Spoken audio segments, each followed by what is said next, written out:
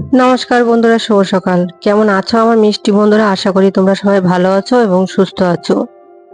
তোমাদের ভালোবাসায় আমিও ভালো আছি এবং সুস্থ আছি। আজকে হচ্ছে শনিবার, এখন ঘড়িতে বাজে সকাল 10টা।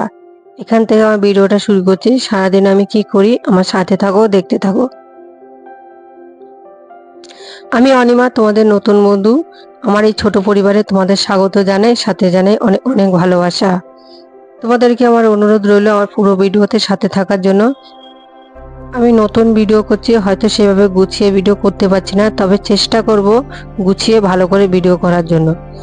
যারা আমার ভিডিও দেখো তাদেরকে বলবো, ভিডিও যদি এতটুকু ভালো লেগে থাকে তাহলে চ্যানেলটাকে সাবস্ক্রাইব করে আমার পাশে থাকবে।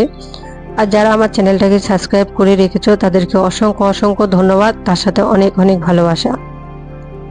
তোমাদেরকে আগেই বলে রাখি, আমি যেমন আমি তেমন করে তোমাদের কাছে ভিডিও করে দেখাবো না, একটু বেশি দেখাবো না একটু কম দেখাবো। তো তোমাদের সাথে কথা বলতে বলতে আমার এদিকে ঘরের কাজ সব হয়ে গেছে।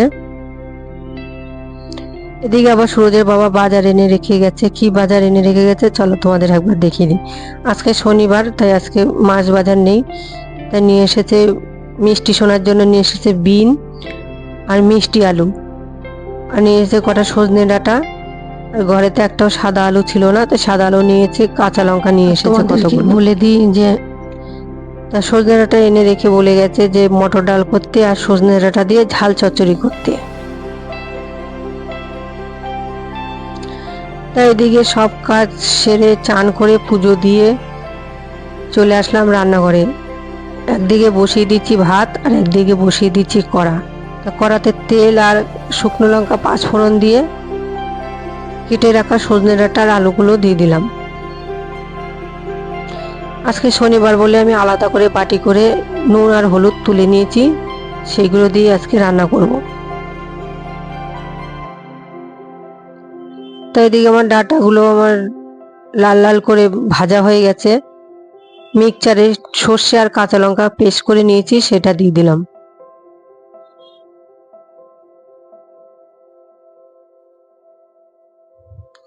তার সাথে কটা চিনির দানাও দিয়ে দিলাম, যেহেতু সজনে ডাঁটা একটু তিতকুটে হয়, তাই চিনির দানাটা দিলে তিতকুটেটা থাকে না। এদিকে আমার ভাতও হয়ে গেছে, আমি ভাতের মধ্যে দিয়ে দিচ্ছি মিষ্টি আলু আর একটা সাদা আলু, সেটা আমার জন্যই দিয়েছি। এদিকে আমার ভাতটা হয়ে গেছে, নামিয়ে দিলাম। আর ডালটা আমি সেদ্ধ করেছিলাম, 6টা সিটি পড়েছে, তাও দেখো ডালটা গলেনি। তা ডালের মধ্যে আবার একটু গরম জল দিয়ে আমি আরেকবার বসিয়ে দিলাম। আর ঢাকনার রবারটা একটু খুলে না লাগালে প্রেসার কুকার দিয়ে জল পড়ে, তাই খুলে আরেকবার লাগিয়ে দিলাম।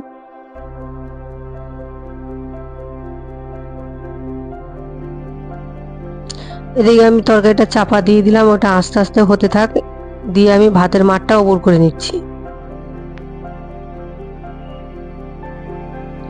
আমার চচ্চড়িটা হয়ে গেছে, কড়াটা ধুয়ে আবার চাপিয়ে দিলাম। আর ডালে নুন হলুদ দেওয়া হয়েছে।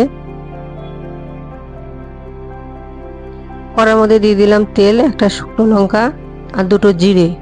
ঘরেতে তেজপাতা ছিল না তাই দিতে পারিনি, দিলে ভালো হতো। দিয়ে আমি ডালটা ঢেলে দিলাম।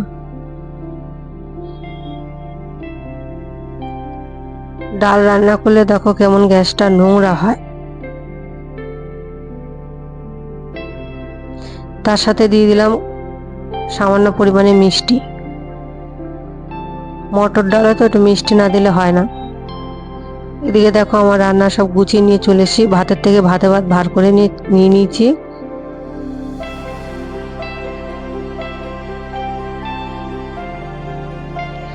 আর এদিকে আমার সুরজ দেখো ফেলে ছড়িয়ে খাচ্ছে একবার দাঁড়িয়ে। এদিকে আমার মিষ্টি সোনাকেও খেতে দিয়েছি। মিষ্টি সোনার খাবারটা দেখো কিরকম লাল হয়েছে, ওতে বিট দিয়েছিলাম আর গাজর, তো এই খাবারটা কেমন লাল হয়েছে। ওকে খাইয়ে তা আমরাও খেয়ে নিলাম।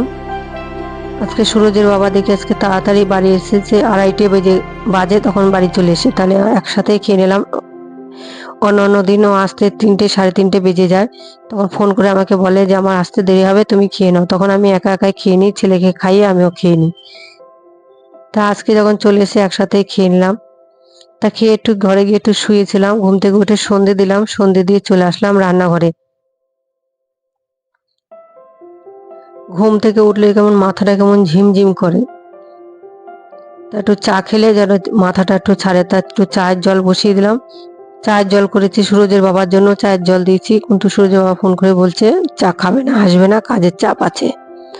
তা কি করব, সব চা আমি একাই খেয়ে নিলাম।